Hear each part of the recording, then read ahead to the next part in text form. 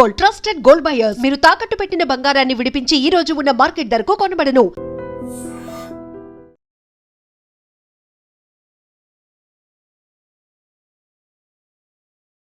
నమస్తే, welcome to I dream talking point with కవిత.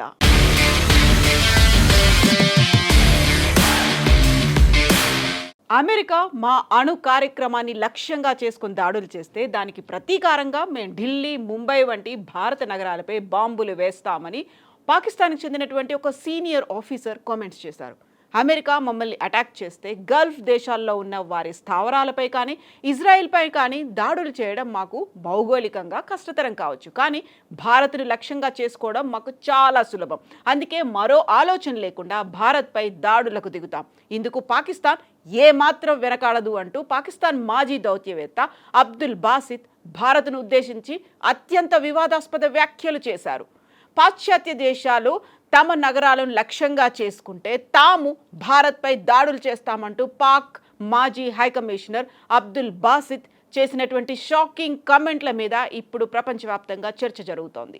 పాశ్చాత్య దేశాలు తమను టార్గెట్ చేస్తే తాము భారత్పై దాడులకు దిగక తప్పదని ఆయన చేసిన కామెంట్స్ కలకలం రేపుతున్నాయి. భారత్లో ముఖ్య నగరాలైన ముంబై, న్యూఢిల్లీ లాంటి నగరాలపై మరో ఆలోచన లేకుండా దాడి చేస్తామని ఆయన హెచ్చరించారు. ఆ తర్వాత ఏం జరుగుతుందనేది అప్పుడు తేల్చుకుంటామని ఆయన వ్యాఖ్యానించడం సంచలనంగా మారింది.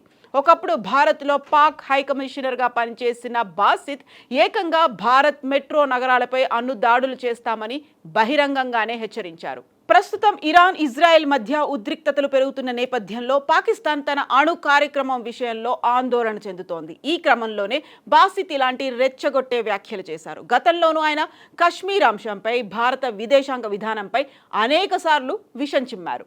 2014 నుంచి 2017 వరకు న్యూఢిల్లీలో ఉన్నటువంటి పాకిస్తాన్ తరఫున అగ్రశ్రేణి దౌత్యవేత్తగా పనిచేశారు బాసిత్.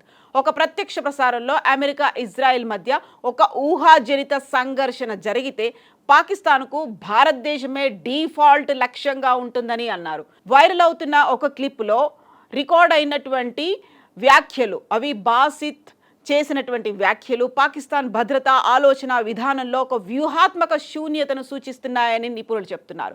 భారత్పై అణుబాంబుతో దాడి చేస్తామని అబ్దుల్ బాసిత్ చేసిన కామెంట్స్ సంచలనంగా మారాయి. ఒకవేళ పాకిస్తాన్పై అమెరికా దాడి చేస్తే భారత భూభాగంలోని ముంబై, ఢిల్లీ వంటి ప్రధాన నగరాలపై అణుబాంబులు వేస్తామని బాసిత్ హెచ్చరించారు. అమెరికా మా రేంజ్లో లేదు కాబట్టి మా లక్ష్యం భారతే అని ఆయన వ్యాఖ్యానించారు. అయితే ఇటీవల పాకిస్తాన్ నుంచి తమకు న్యూక్లియర్ థ్రెట్ ఉందని America intelligence director Tulsi Gabbard అనుమానం వ్యక్తం చేసిన 2 రోజులకే బాసిత్ ఈ వ్యాఖ్యలు చేయడం కలకలం సృష్టిస్తోంది.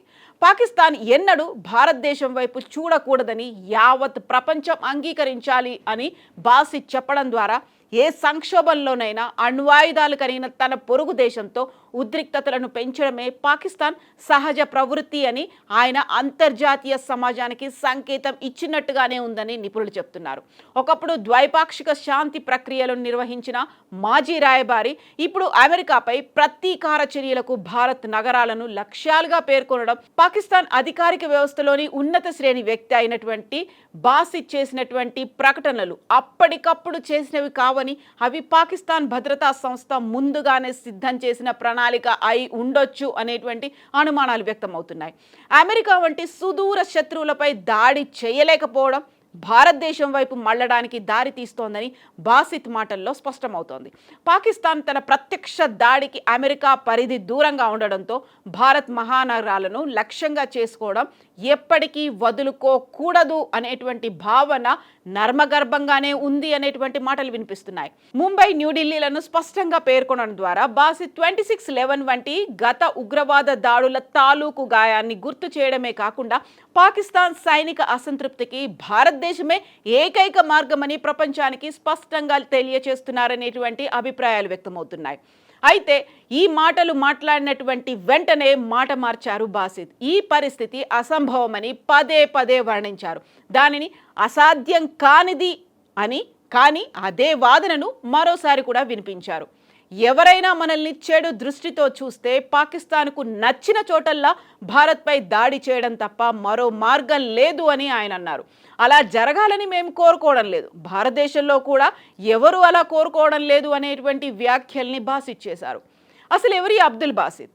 అబ్దుల్ బాసిత్ 2014 నుంచి 2017 వరకు భారత్లో పాకిస్తాన్ హై కమిషనర్గా పనిచేశారు. భారత్లో ఆయన పదవీ కాలం అంతా వివాదాస్పదంగానే నడిచింది. దేశం నుంచి వెళ్ళిపోయాక తాను రాసుకున్న ఆత్మకథలో కూడా ఇదే తరహా వ్యాఖ్యలు ఆయన చేశారు. భారత ప్రభుత్వం వద్దని సలహా ఇచ్చినప్పటికీ ఆయన హురియత్ కాన్ఫరెన్స్కు చెందిన కశ్మీరీ వేర్పాటువాద నాయకులను కలవడంతో విదేశాంగ కార్యదర్శి స్థాయి చర్చలను భారతదేశం రద్దు చేసింది. దాంతో ఆగస్టు 2014లో ఆయన పదవీ కాలం ప్రారంభమైంది. 2015లో జరిగిన హార్ట్ ఆఫ్ ఆసియా కాన్ఫరెన్స్లో ఇరు దేశాల సమగ్ర చర్చలకు అంగీకరించారు.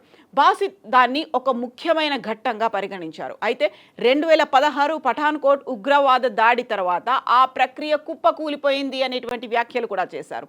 ఆ తర్వాత తన పుస్తకంలో తాను ప్రధానమంత్రి నరేంద్ర మోదీకి లొంగిపోవడానికి సిద్ధంగా లేనని, అలా చేస్తానన్నందుకు తన సొంత ప్రభుత్వాన్ని విమర్శించానని ఆయన పేర్కొన్నారు. ఇక అంతకుముందు బాసిత్ జర్మనీకి పాకిస్తాన్ రాయబారిగా 2012 నుంచి 2014 వరకు పనిచేశారు.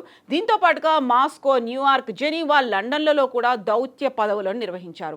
ఒక పక్కన పాకిస్తాన్, ఆఫ్ఘనిస్తాన్ మధ్య 4వ వారం కూడా యుద్ధం కొనసాగుతోంది. మరోవైపు ఇరాన్ మీద అమెరికా, ఇజ్రాయెల్ యుద్ధం కొనసాగుతూనే ఉంది. ఈ తరుణంలోనే ఉద్రిక్తతలు, జియోపొలిటికల్ ఇష్యూస్, దీంతో పాటుగా టెర్రరిజం, అలాగే అటాక్స్ ఇవన్నీ జరుగుతున్నటువంటి తరుణంలో ఇప్పుడు బాసిత్ చేసినటువంటి వ్యాఖ్యలు తీవ్రంగా చర్చనీయాంశమయ్యాయి.